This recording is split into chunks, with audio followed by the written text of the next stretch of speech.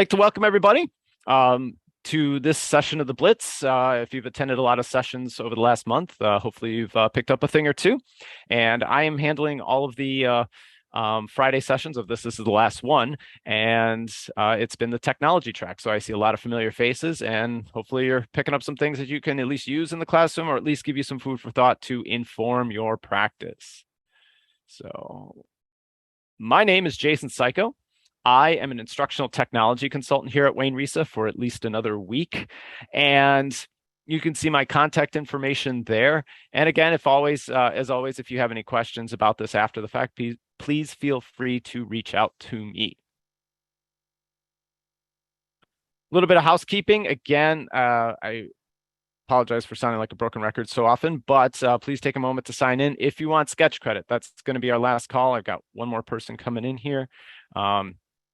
And so please make sure that you're filling that out if you want sketches. If you are unsure of what your pick number is, there's a link in there to find out what your pick is. It seems like most people kind of know that by now just because we're so sketch driven.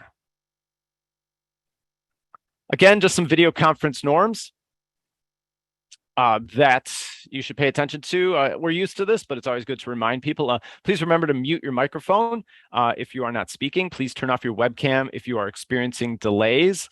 That's the first thing that will save your bandwidth, is if you turn off your webcam.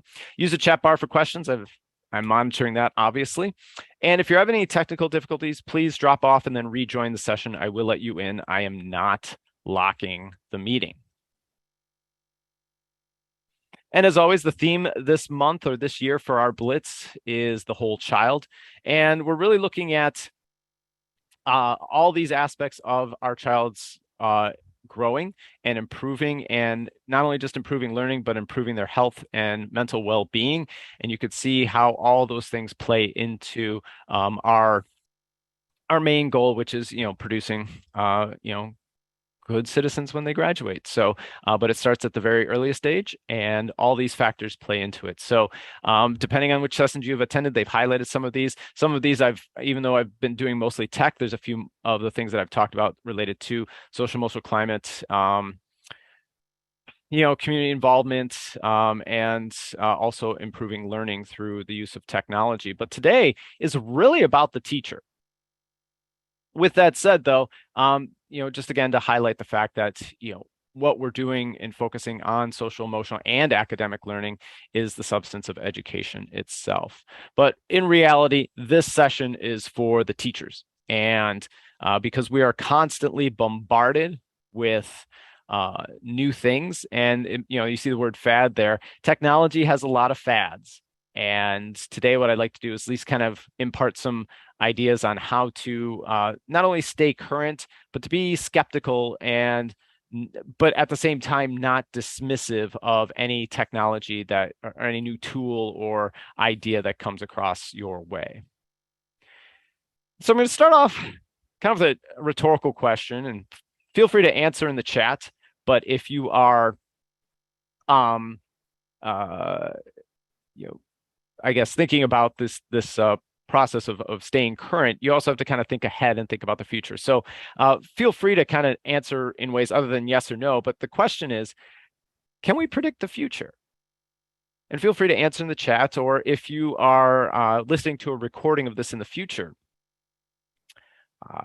take a moment and think, can we predict the future? And it's a broad question. I would expect a yes or no answer, but yes, but, or a yes and, or a no and. But take 30 seconds and type in your answer in the chat.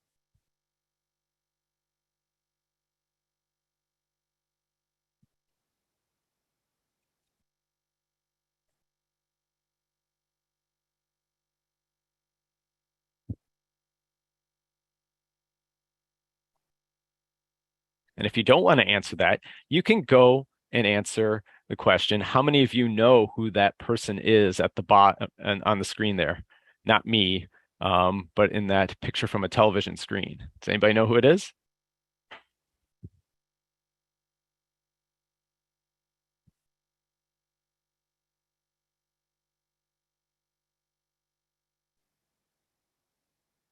Bonus points. Actually, no. I wish I could give bonus sketches, but anybody know who that person is? on the screen? Yes, she's a psychic, but what's her name?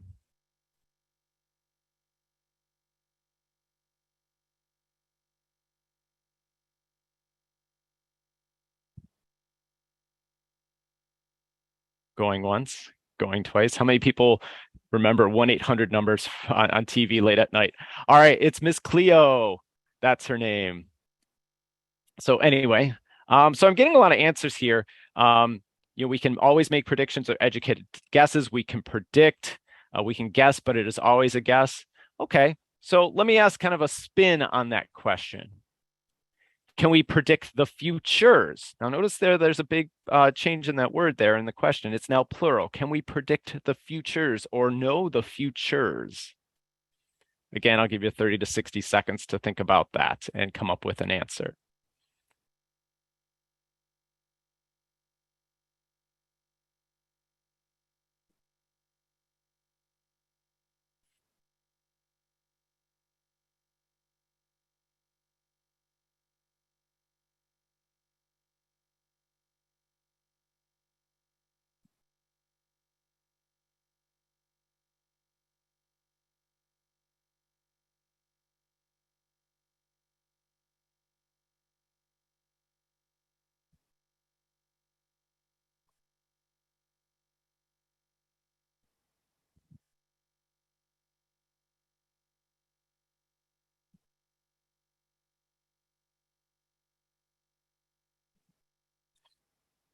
By futures, we mean uh, you know, options, various paths, um, different futures or different um, scenarios, if you will. So I've got a couple of responses here. I got some yeses, and I've got something that says we can hope for something to happen in the future. If we reach it, then I guess we predict it to happen. And yeah, it's that's the classic hindsight is 2020. But people can choose, yes, if we don't study, we won't learn. Yeah, these are all possible things here that we can see. And what we're getting at here is this whole concept of foresight. There's a whole broad field of foresight, often called futures studies, or if you've ever heard anybody called a futurist. They don't necessarily predict the future, but what they do is they present alternative futures. So we can kind of say, well, maybe this will happen, or maybe this will happen, or maybe this will happen. And that's a good practice when we're talking about life in general. It's good to help map out and have foresight based on current situations in the day.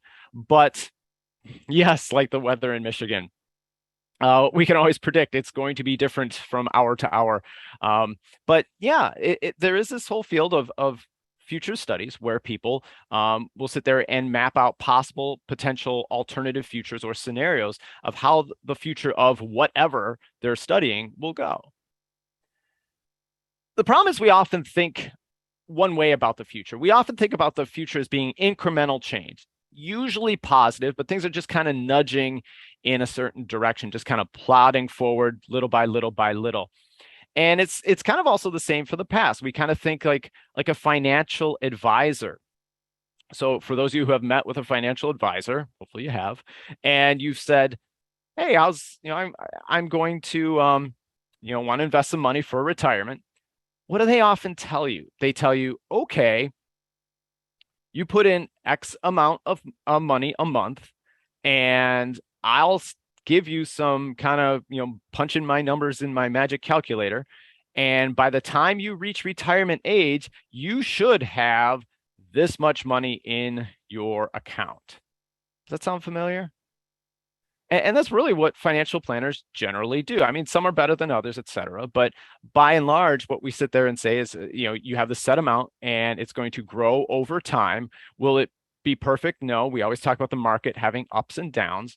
But generally, we think, oh, we'll start at this point. We have an end point in mind. And if we do the same thing over and over again, invest X number of dollars per month, we try to safely assume that you're going to have this nest egg in 10, 20, 30 years. And a lot of times that works, but also think about some of the things that happen along the way. Like, let's say you were planning on retiring in 2020 and this thing called the pandemic happened.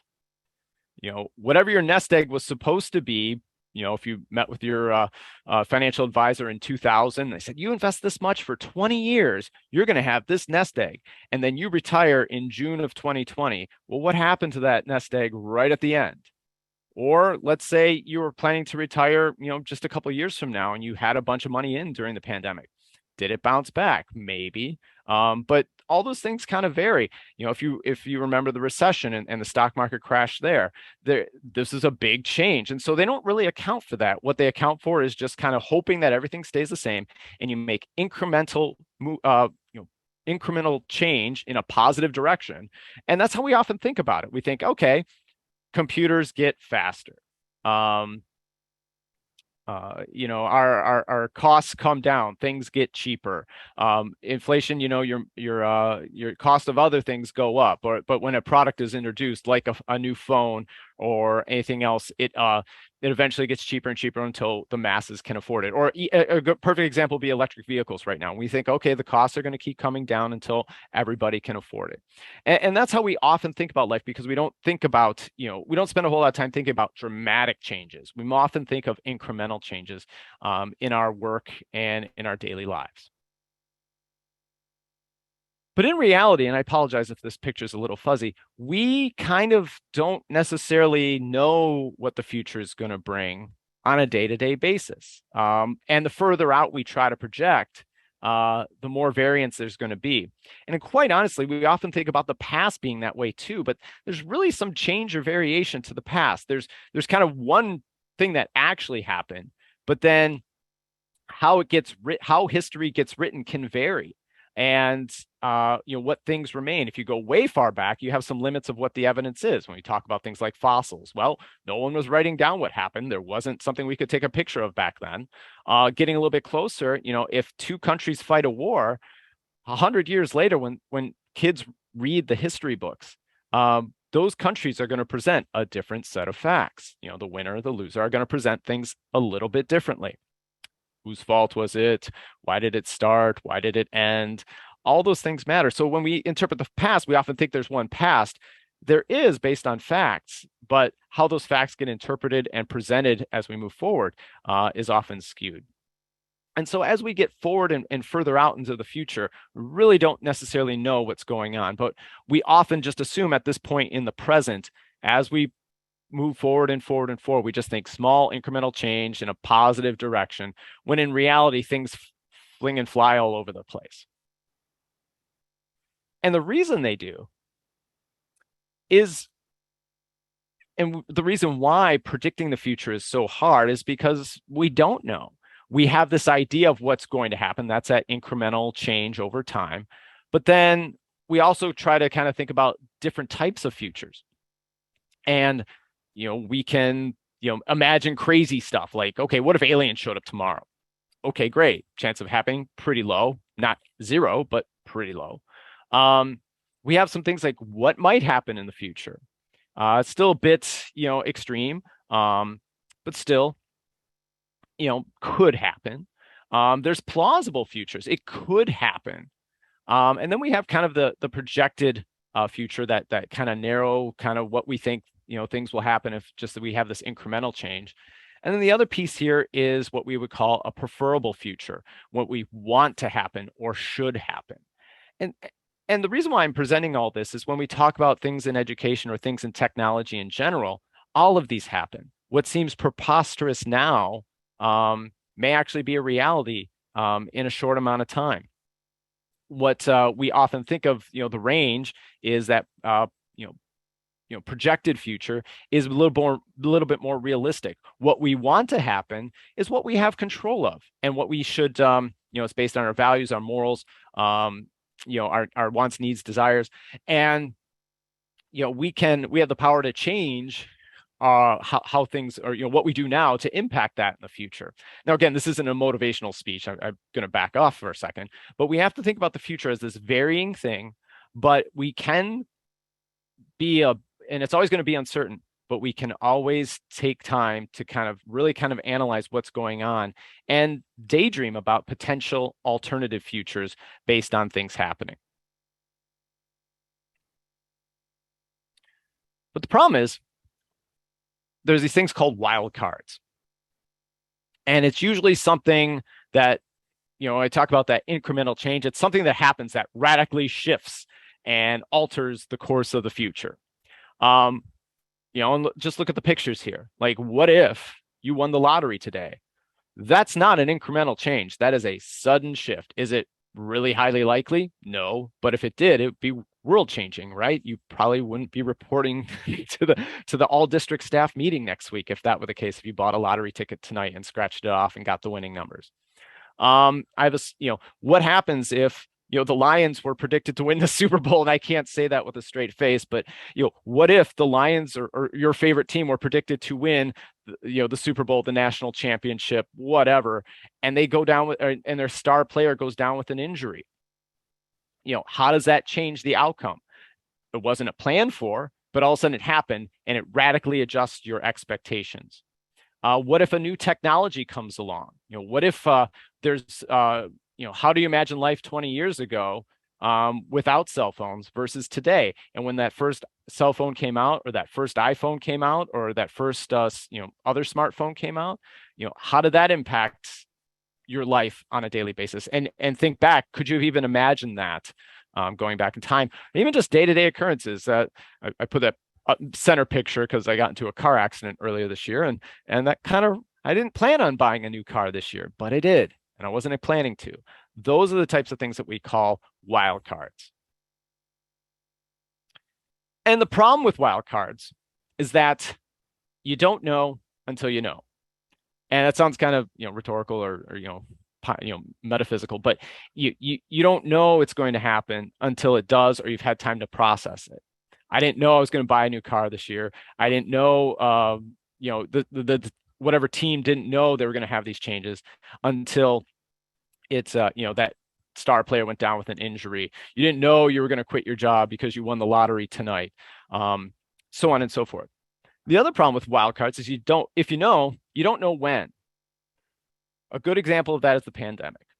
There are lots of research studies out in the early 2000s and 2010s that said there is a high probability that there will be a pandemic based on a highly transmissible disease that is, more than just a common cold. Like, there are papers out from various universities and research and think tanks and so on and so forth. Knew it was going to happen. You're kind of, you're chicken little screaming that the sky is falling, but you don't know until it happens. And then you have to rebound it. People were planning for it, some more than others. So the other thing is, if you know, you don't know how. A perfect example of this, and this is kind of a future-oriented story, is this concept of how mail has changed over this last century. Like, think about how many letters you send now, and think about how much more you just send via email and text. Well, there were people predicting the end of mail in the early 1900s.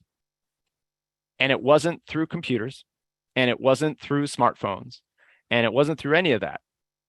What people were saying around 1900, 1910 is that mail as we knew it was going to, or mail delivery, I should say, mail delivery was going to drastically change because of pneumatic tubes.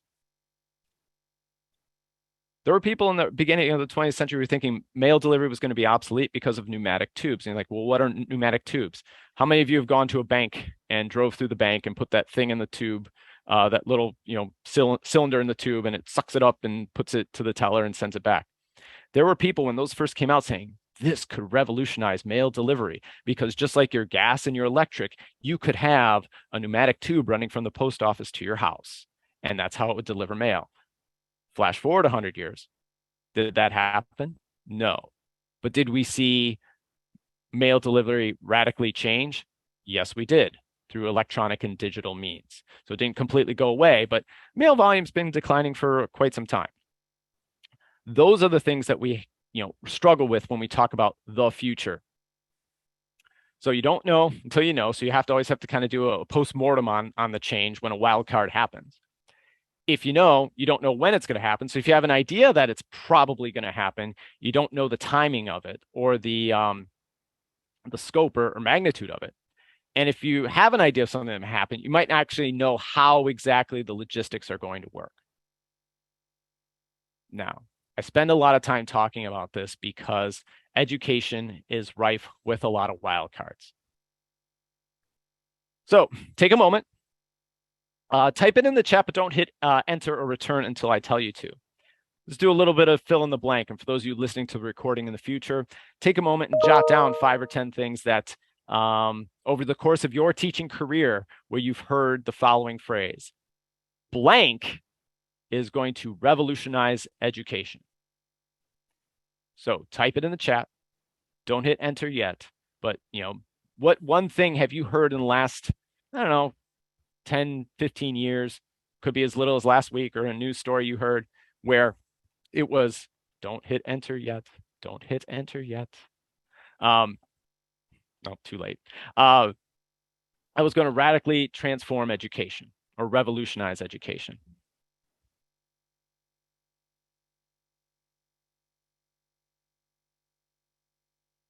Okay, if you haven't hit enter, go ahead and hit enter. There we go. Okay, let's look at some of these. Some positive, some negative. Some general new technology. The internet, video, collaboration, computers in general, social media. I love that positive. It was supposed to positively impact teaching and learning. Okay, there's digital media, Zoom, the Common Core, teacher shortage, technology and working from home. Okay, so how many of those have really revolutionized?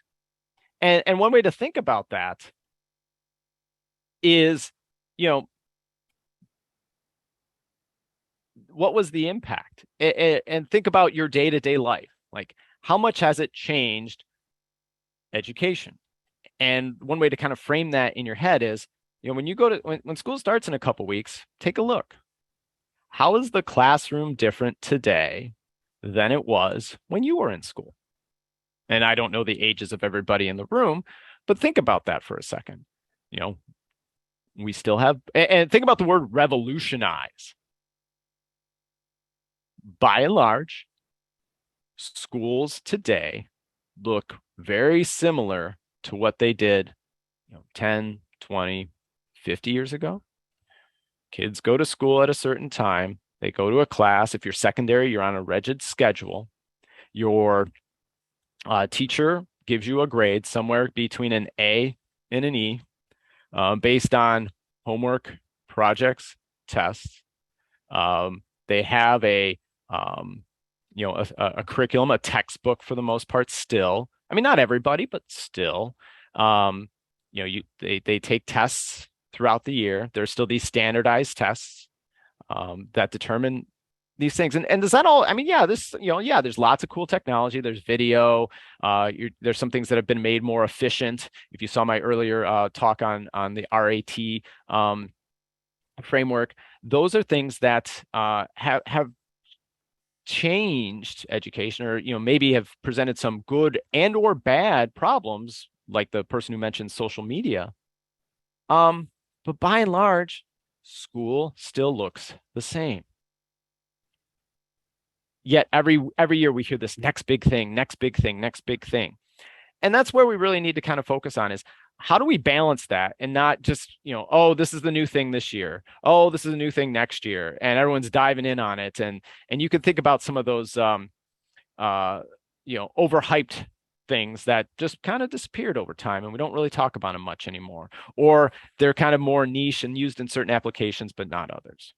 So what we're going to do is kind of look at a few of those and talk about some way to kind of help gauge where they're at, where I need to start really paying attention to it, to where I could probably push that away for a little bit and kind of put it in the back burner. So one of the things that we have to think about is, when a new technology comes out, what happens? And this is referred to as Gardner's hype cycle. How visible is a new technology? And by mean visible is how much is it portrayed in the media, or talked about by, I don't know, whatever speaker is coming to your back to school district meeting next week.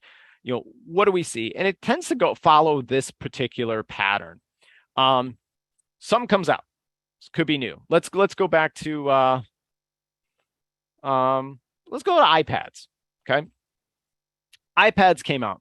The first one, what, 2009, 2010 or so? And then that was going to, quote unquote, revolutionize education. And so all this time, we got to get iPads in the classroom, got to get iPads in the classroom. And this is going to revolutionize. Kids are going to perform so much better. And then all of a sudden, a couple of years later, we're like, well, what do we see? We see that some schools have them, some don't. That, again, technology comes with very loaded with equity issues and access issues. And some of the initial studies on, well, how are these kids doing once they got iPads? So they all have iPads. It turns out, well, their performance wasn't that much different than classrooms that didn't have iPads. So everyone's big letdown. And sure enough, everyone's like, iPads, whatever, been there, seen that, been there, bought the t-shirt, whatever. And then, you start to kind of get more widespread adoption and more kind of, I guess I would say, is realistic expectations. And over time, those kind of settle out. Do we have iPads in the classroom? Yes, we do. Are they useful? Yes. Do students do things differently on them? Yes, there are certain applications to where it's useful. Do we think it's good for all ages? Probably not. Do we think other things might be better depending on the age of the student? Yes. And so then we kind of reach what's called the plateau of productivity, which means that, okay, it's an established technology that we're all familiar with, and we understand its possibilities, but we also understand its limitations. And that is Gartner's hype cycle. Now, let's take a look at something about education. Now, this is basically from for workplace learning, but I couldn't find any specific hype cycles that monitored or tracked trends in K-12 education, but some of these line up pretty well. And what we're seeing, and I'll talk about a few of these in a bit, where are they at in the hype cycle? And this one actually takes it a step forward and says, how much is it changing? How quickly are we moving through the hype cycle? So you can see here on this, you can see whether or not these things are accelerating, whether they're moving on at a decent pace, or they're slow going. And sometimes you would see that. So for example, there was a group called that would put out something called the Horizon Report, about 5-10 years ago. And every year they'd say, okay, these are on your, these should be on your 1 to 2 year timelines. And these should be really blossoming in 3 to 5 years. And these should be blossoming in 5 to 7 years. And what you'd see, they put out this report every year, and certain things would stay in the same spot in the same segment for more than that segment is worth. So you would see like virtual reality was in the 3 to 5 year timeline for being widely adopted in K-12 schools. 5 years later, it was still in the 3 to 5 year timeline. So you have problems with that. So some things, ebb and flow, and not only where they're at in the hype cycle, but how fast they're moving through the hype cycle. So what I'd like to do over the second half of this presentation is talk a little bit about some of these, and then field any questions or about ones that you're maybe have experienced or have heard of that you want to explore a little bit further.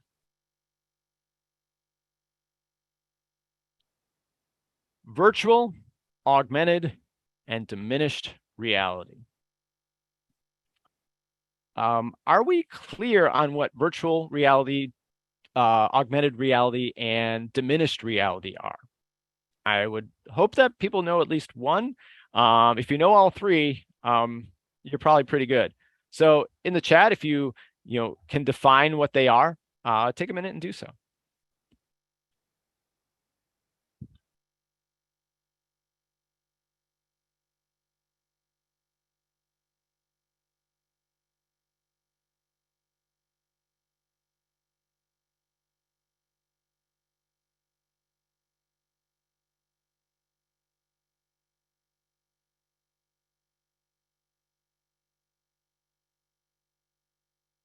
Okay, a lot of ones leaning toward virtual reality, and virtual reality is probably the one that's most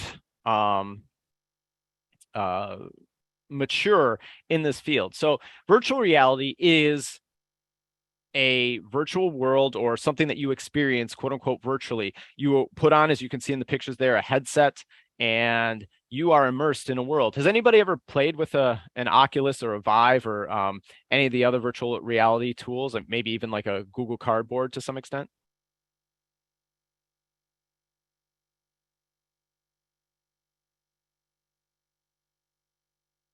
So it's kind of a, yeah, and most people have maybe had some experience with it, but some are like, oh, I've seen somebody wearing it. It's pretty wild when you experience it for the first time. It's one thing to play a game on a computer, it's one thing to watch a television show. But when you put on those VR headsets, you can't see anything else. Once you're, turn the on button on, you are immersed in a world and you don't see anything around you. You see just this virtual world. Everything is digital. It's like staring at a computer that just wraps around your head. And you could do a lot of cool things with it. And I'll say that a lot, but the problem is, like, we're not talking about just cool things. We're talking about teaching and learning. Um, Augmented reality is a little different. That's going to be where you see uh, a digital world overlaid on the real world. So you can, it's not like virtual reality, you're totally immersed. You cannot see the outside world. Augmented reality is you can see the real world, and then you can see a digital world laid over that. And there's an example of that on the next slide. Diminished reality is where you actually um, take away things or cover up things in the real world with digital technology. Now, that sounds pretty crazy. You're like, wait, how do you do that? One way to think about that is like noise canceling headphones. So when you put on noise canceling headphones, you are experiencing diminished reality, because reality, there's sound. You're putting on a digital device that actually eliminates that. That's diminished reality. Now, that's for our ears. For our eyes, diminished reality can be you're wearing goggles that can see the world, but the goggles can cover up things that you may not want to see. And there are examples of this. It is it's a rather new technology, but it'll cover up things like litter. The program is smart enough to cover up things like litter or even like bright lights to create a diminished reality, which sounds negative, but actually might seem positive to others. So that's the difference between virtual, augmented, and diminished reality. So that bottom picture is actually augmented reality. And one of the problems with augmented reality, and I say there in some of the, how we're exploring this, augmented reality is right now very difficult to pull off. And again, difficult to pull off in real life, even harder to pull off when we're talking an educational setting. But usually it involves holding a device like a phone over something, and then you see an additional image through the phone. So it's like using your phone's camera. If I hold my phone's camera over that book or that sheet of paper, it quote unquote comes to life. And if you're looking through the phone, you might see a unicorn pop out and talk to you and read a story. It could be something you click on a QR code and you see that happen. In science, I've seen things where if you hold up a phone to somebody's body, it'll kind of show images or digital images of where organs are. So you can hold it up and see somebody's lungs and they pretend to move or beat, or their heart, or things like that. So that's augmented reality, but it's tougher to see, and it kind of it comes up, I guess, for lack of a better term, weak, because of the fact that you have you're holding a phone over it and something digital is coming out. There's not a lot of headsets right now that do augmented reality that are within price ranges. Some of the pros of these, and this is why it's not widespread, but there's more products on the market and the prices are coming down. Right now, there's more dedicated education apps for them. So before, a lot of it was business or games. And for business, they could do trainings with these. So you could fly a plane with virtual reality. You can do surgery with virtual reality. You can work on an assembly line and practice your task repetitively on with virtual reality without consuming and wasting equipment or devices, or you don't the ability, let's just say the ability to practice surgery in virtual reality is a lot better than practicing in real life for obvious reasons. So but in education, there's not a whole lot out there, but it's growing and growing, and I'll show a couple examples in a second. Problem is, and when we talk about prices coming down, it's still expensive for education. The other piece is that it's you have connectivity concerns. Putting on a VR headset requires an internet connection, which depending on your building, you may not have Wi-Fi. And there are models that plug in, but then that limits your mobility. If you've got a cord hanging from a headset, it's kind of a safety hazard. But if your school doesn't have Wi-Fi, or it doesn't have strong Wi-Fi, or you have filters or blockers on your Wi-Fi, those headsets may not attach. And there's sensitive equipment. Okay, the lenses are very sensitive. You don't want to get them scratched. They're delicate, and we're talking about children. Okay, just see how children beat up iPads and Chromebooks. Now take something that's really sensitive and see how long it lasts. So it might be cheaper, but at $299 or $399 a pop, you don't want to break these things.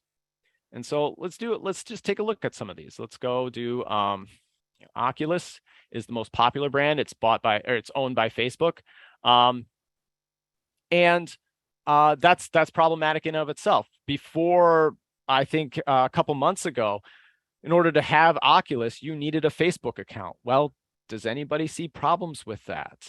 Children having Facebook accounts for schoolwork, or particularly young kids who are under 13 who aren't supposed to have them, or things like that. So there were some issues there, but now you don't have to. You could create a separate account with Meta or Oculus. And so if I just type in education and see what kind of apps there are,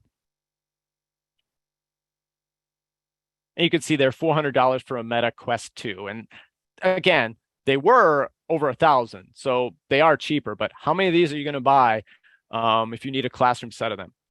But you see some of the education apps here. Natural Geographic Explorer, that was the one I had on there. This is something where you can go explore different areas around the globe. So you can go see in quote unquote real time or real life, what's it like to climb a glacier? What's it like in the rainforest? And they're very realistic. It's if you've had the chance to experience this app, or go on a canoe trip. These are things that are really it's mind-blowing how good the quality of the video is, and what you see and do, and how you can navigate around. A few others. Sorry about that.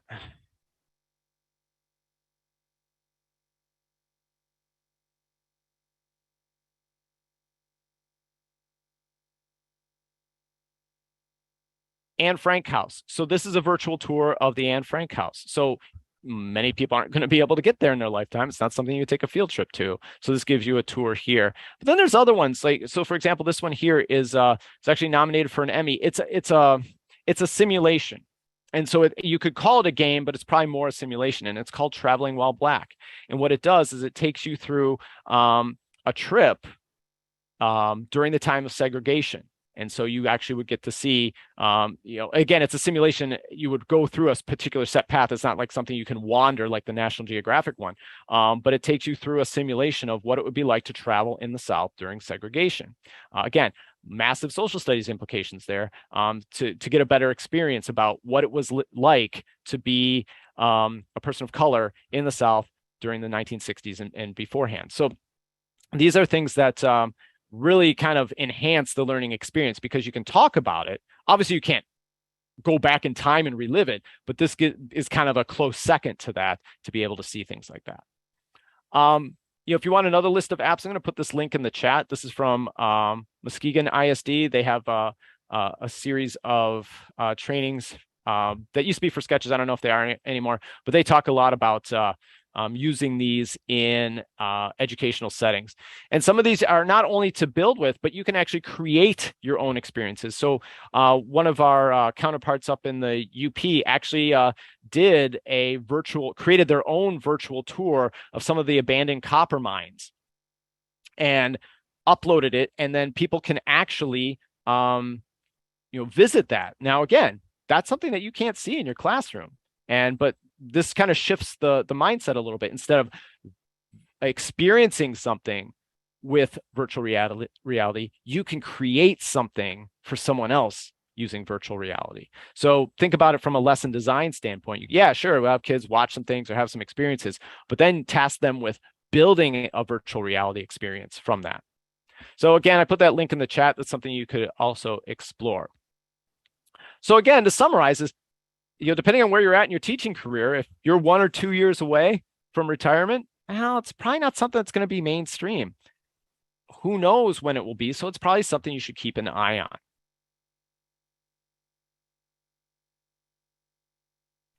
Metaverse. Now, anybody know what the metaverse is?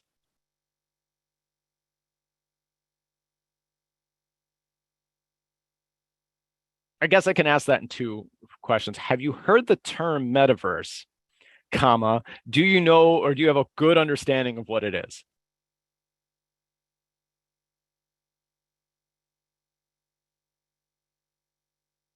Yes and no, no and no.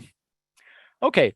The metaverse is similar to virtual reality, but it's a completely immersive world. So you kind of create your own avatar and you explore a digital world. It could be a recreation of something, or it could be something completely new in that world. So it overlaps a little bit with virtual reality, but here you're actually trying to create a an actual world to experience, but you're not kind of you're also creating a character that lives in that world as well. Problem is, uh, you know, this was tried before.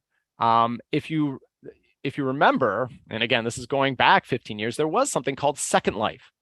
And Second Life was their first attempt at virtual world. Now, I'm sure the quote unquote metaverse will be a bit more successful than Second Life was, although Second Life is still around. Um, it had its fits and starts. It takes a lot of energy, it takes a lot of internet bandwidth to create a world where literally thousands of people are coming into the same space at the same time.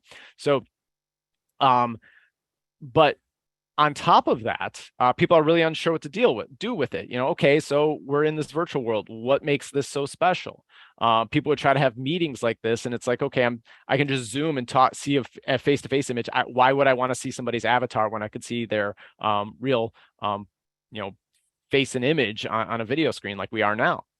The other thing is that they're kind of still having the same problems. You need a lot of power and bandwidth, and there's also safety concerns. It's not like every district can create its own metaverse. That's a bit expensive. So it becomes a little bit Wild West.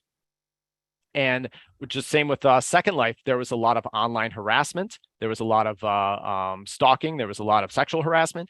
And as soon as the metaverse as soon as those things started to come back in a newer form in the last year or two, those same problems started creeping up. So as kids, we're dealing with kids. This is a big no-no until that problem's solved. So going back to same with virtual reality, we have internet and connectivity issues. But we also need to wrap our heads around safety concerns for children playing in that, and actually find a good use case. Sims, yeah, similar, but much more, I guess, probably much more immersive than maybe The Sims. Online learning. This is probably one that's on everyone's mind right now as we slowly emerge from the pandemic. It's been around forever. So, we were doing online learning in the 1990s.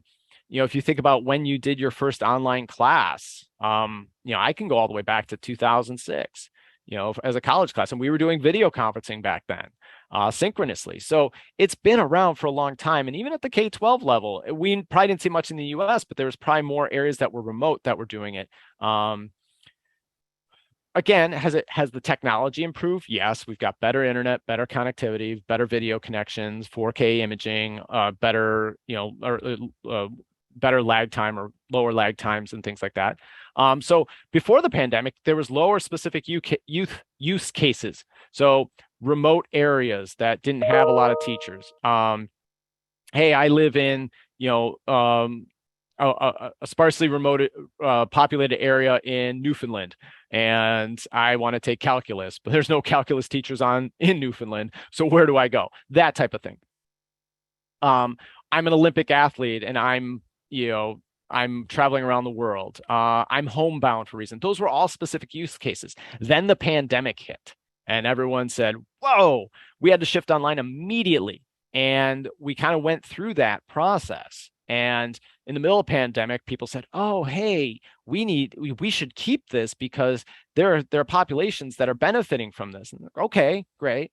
And now a year later, you're starting to see a lot of pushback. So we've kind of been through this. And as we kind of emerge from this pandemic, we're kind of at the point where we're kind of understanding the pros and cons and the limits to what online learning can and can't do. It's not a panacea for education. It's not going to revolutionize education, but it is something to keep an eye on as a possible, good alternative if those challenges present themselves within limits. When we think about why do people take online classes, and then where are the success stories and where are the failures.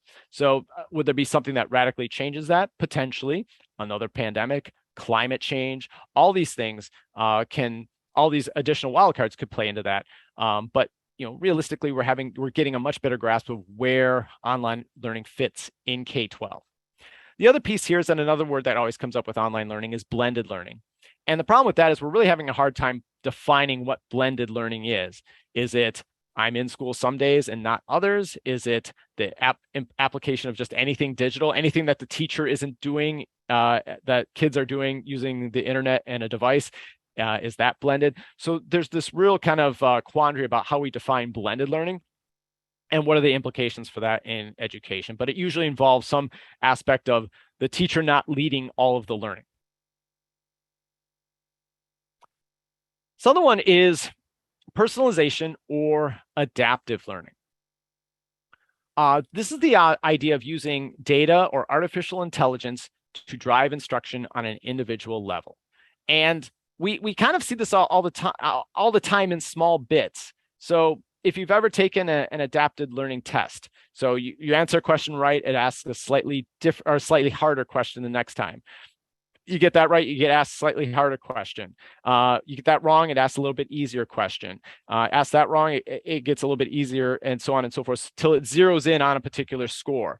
A lot of the larger standardized tests like GRE or the LSAT or the MCAT are set up like that now to determine a score, and it's getting feedback and providing it, as opposed to back in the day where everyone got roughly the same test and it was scored a particular way, right and wrong.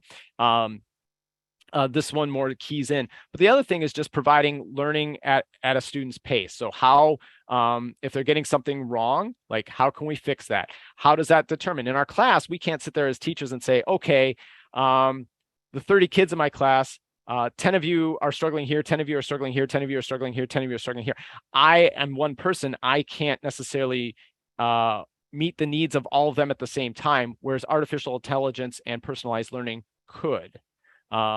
Again, it's already being used to some extent in many digital platforms. And we see it in everyday life. You enter if you're on a website and you ask the help user, click here to chat, you're not talking to a real person. You're talking to what we would call a bot, somebody who has it's been programmed with artificial intelligence to respond in certain ways to standard questions, the most frequently asked questions. And if you ask something way out, then it says, hey, I'll put you in touch with a real person. That's kind of the approach to personalized learning or AI for education. AI instruction is lagging. There aren't a lot of tools out there that are that good at programming instruction. Will they ever get to be as good as a real teacher? Probably not. But how much of the baseline low-level skills could we replace with AI? Probably a bit more. And it's getting better, but it's still dragging a little bit. Privacy is an issue. Remember, your school district isn't handling all the data when they embark on this, or a testing company or any of these websites out there that's claimed to be doing personalized learning. That's data that's being handed over and analyzed. And it could be, what the kids type in. It could be, do they have a camera on? And, that's a problem. Child data privacy is a huge issue. So there are a lot of ethical concerns that need to be remedied here, but it does continue to move along. And so you will see this more and more with any type of online services that your district uses to support learning, or anything that you're using for in your own instruction. Any free website or something like that is probably collecting data, using that data to not only potentially improve instruction, but they use that data elsewhere, and you have to be careful about that. So always think about your child's privacy or your student's privacy when you use one of those sites. The other thing is non-tech factors as well. Just the systems we have in place for education. In a perfect world, kids would start at kindergarten and they would progress at their own pace. They'd have their social interactions, but they would progress. If they aren't out there struggling in a certain area, they would get focused, intensive help until they master that, and then move on and so forth. So when you talk about adaptive learning or personalized learning, it really upends the traditional schooling system and it upends the traditional grading system. So there are also non-tech factors that may hinder personalization and adaptive learning. In a perfect world, we would have one-on-one tutoring and a personal coach from kindergarten through graduation. We obviously aren't going to get that. So artificial intelligence technology in general is meant to change that. But it moves fairly slowly, and to fully adopt it would really cause like whatever we consider K-12 education to be radically different. We got a couple minutes left. Anything else before I give my final tips? Any other things that you've heard of that you're like, what is this? I may or may not be able to answer it.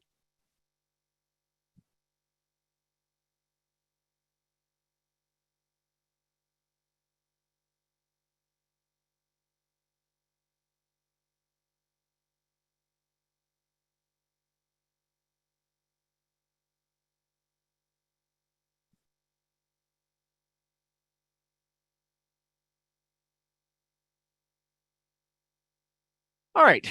So what can you do to stay abreast of everything? Be a healthy skeptic. I don't want you to be dismissive of everything. Like I pointed out a few things that are probably still pretty early in their adoption phase, but think about the hype cycle a lot. Like think about if I'm hearing a lot of stories and it's in the mainstream news, like it's probably at that peak of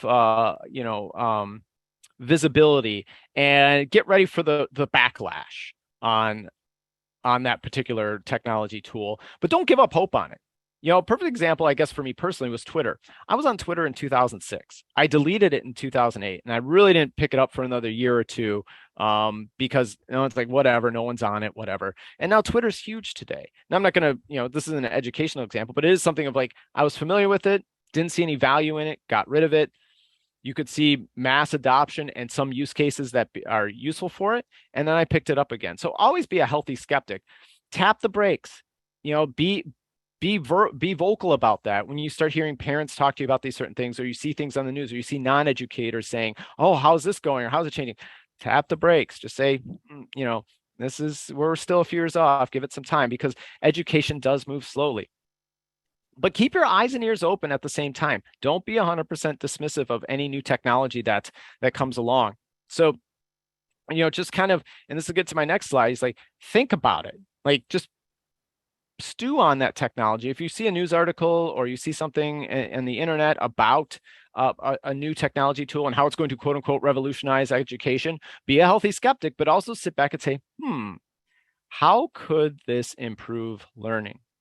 And that's kind of the last point that I want to end on. There is no magic bullet. Okay. Teaching's hard work, and no technology is going to replace relationships. No technology is going to create, moments of insight, those aha moments, that deep learning. They can enable them, but you got to kind of treat all this with caution. So on one hand, as teachers, we need to be professionals, and that means staying at the top of our game. But at the same time, when you see a speaker come in or you see a YouTube video on this one particular school that's utilizing this particular technology and they're getting great results with this technology, be aware of it, but also make sure that you're, implying and seeing how would this improve the core function of a teacher, which is, building relationships with students, engaging students, and finding better ways to not only impart knowledge, but to assess knowledge as well as they grow up and graduate. So that's kind of the parting message here. I highlighted a few things that may be on your mind with respect to things that you might have heard about particular technologies, but please realize that anything we see now is probably a couple of years off. You may have somebody in your building who does use virtual reality. You may have somebody who's really believing in online learning, and that's great. Follow along, see what kind of things they're taking, and maybe you take the dive eventually when you find a good use case for it in your own classroom. Again, and I'll say this, I said it just now, I'll say it again. Our whole child is the focus. So when we're talking about that, we're talking about, how do we better interact with kids And there's no amount of technology, there's no tool, there's no headset, there's no computer, there's no plug and play device that's going to change that. But you need to be aware of them because they may actually someday make your job easier, or make the child's the child's task of learning easier as well. With that, I've got a couple minutes for questions.